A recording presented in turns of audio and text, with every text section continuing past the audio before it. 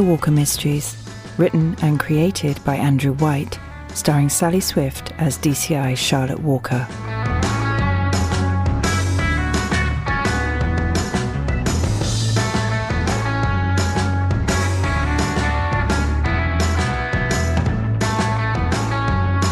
The piano.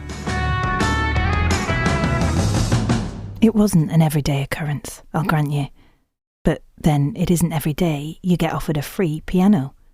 A friend of mine is a cleaner at the local primary school, and she heard they were wanting rid of the school's piano, which is sacrilege, if you ask me. I mean, what kind of primary school doesn't have a piano? Well, clearly my local primary school now, it seems. Sorry, tangents. Anyway, she knew I played the piano. I reached grade 7 and there's only up to grade 8. So, you know. Have I mentioned that before? I think I might have. Anyway, and she knew I hadn't had a piano since I left home. Oh, 14 years ago? Is it 14 years? I'm 32 now, and I'd had left home at 18 to go to uni. So, it's definitely some years ago. So when she told me I could have this piano for free, I jumped at the chance, got it all planned, where it was going to be in my living room, all perfect. The only drawback was the school wanted it shifting by the following day, but I couldn't get a specialist piano movers arranged in time. So the only option was for us to move it, somehow. First, I considered putting it on the roof of my Volvo, but that plan was a bit of a non-starter on the basis that pianos are very, very heavy. And even if we were able to lift it up onto my car, it would have probably squashed the car in the process. So the only option open to us at this juncture was to push it from the school to my house. It wasn't that far. Only 2 miles at a guess. Possibly 3. No more than 3, certainly. Maybe. Oh, we did now get some funny looks as we pushed this piano along Sprotborough Road. Thank heavens for drop curbs, that's all I can say. We got it up and over the ledge of the front door frame. That was interesting, I can tell you. And got it into pride of place on the side wall at the far end of my living room. Of course, once it was there, I wanted to try it out. So, what would you like me to play, Carol? Beethoven's Fifth, Scott Joplin's The Entertainer, Queen's Bohemian Rhapsody? I know all the classics off by heart. I mean, I might be a little rusty, possibly. It is quite a while since I've played, because I've not had ready access to a piano, of course.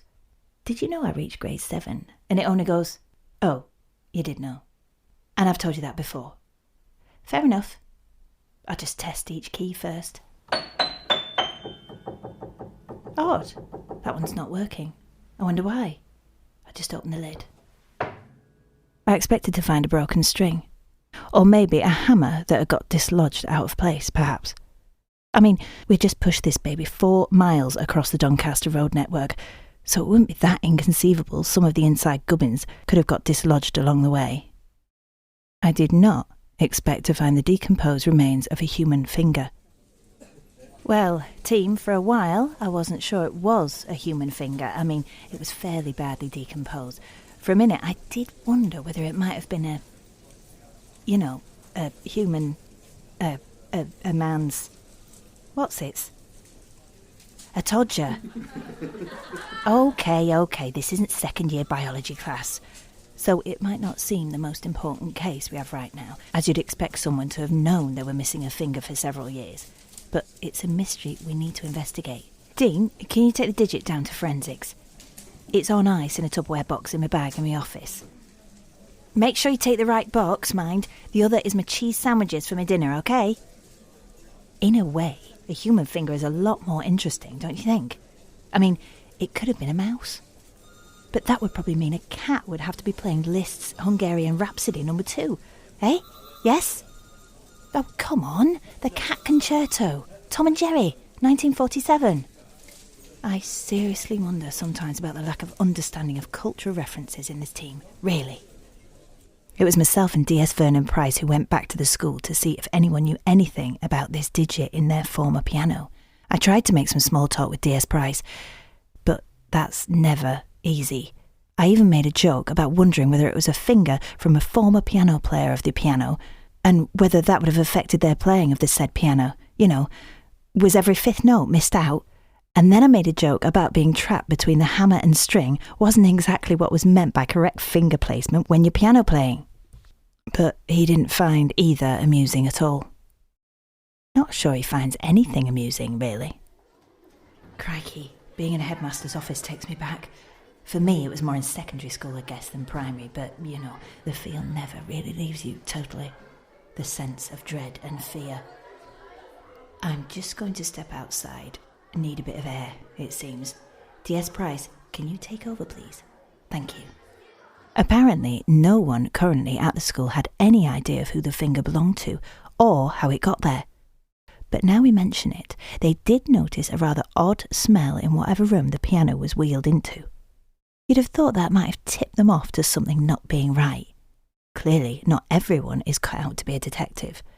But then D.I. Dean Sheldon had some news. Forensics said the finger had been stored professionally, whatever that meant, for some time, and that there was no way to trace who it belonged to, as there weren't on any database. But D.I. Sheldon also said there was a report of a break-in at the school 6 days ago, and fingerprints taken at the time pointed to John Tower, a medical student at one of the universities in Sheffield. So that's where we're going now, okay, DS Price? Tower had been involved a week or two ago in assaulting a teacher who, fairly coincidentally, was a former teacher at the very primary school my piano was from. The headmaster didn't mention anything to us, did he? Well, to you. When we talked to the person in charge at the halls of residence where John Tower was living, she said they hadn't seen him for 3 days, and when we talked to his lecturer, he said the same. But he also added that a human finger had been taken from wherever the university's medical faculty keeps parts of humans. I mean, I have no idea, and no desire to find out, thank you very much. A talk to the former teacher he assaulted suggested John Tower hated music as a kid, and I mean detested music, and even though he's grown up and went to uni and all that, he wanted to get his own back on the teacher who forced him to sing. So after he'd been stopped from taking his rage out on the teacher by a passerby, he decided to do some finger placement in the school he once went to's piano. And this is where a couple of rather odd howevers occur. The first, however, is that the teacher he thought he was getting at by inserting the severed finger into the piano had, in fact, retired several years ago.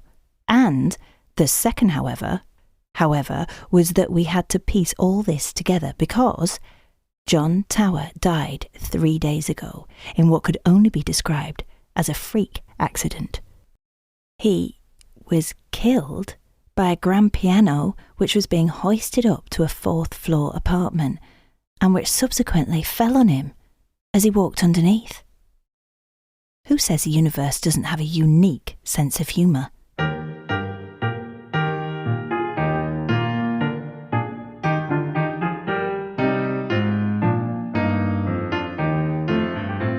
I could have sat my grade 8 exam, you know.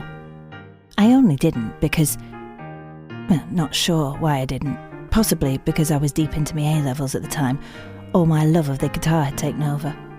Or I'd discovered other things to do with my fingers.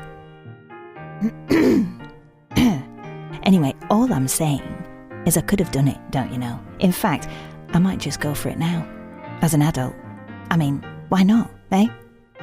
It's not like I have anything else to do with my fingers these days. Sorry, tangents. So, great work, team. I'm glad everyone managed to resist the temptation to use any jokes based on any music he'd been playing now would be flat, so well done on that.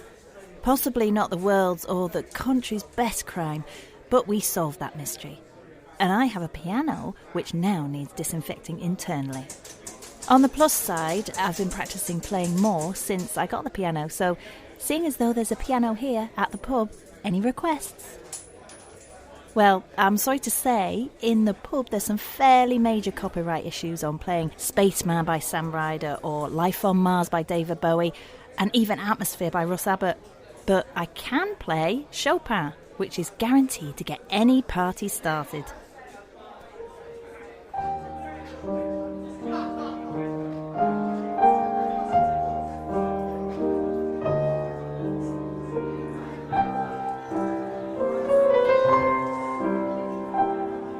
If you know this, don't be afraid to hum along.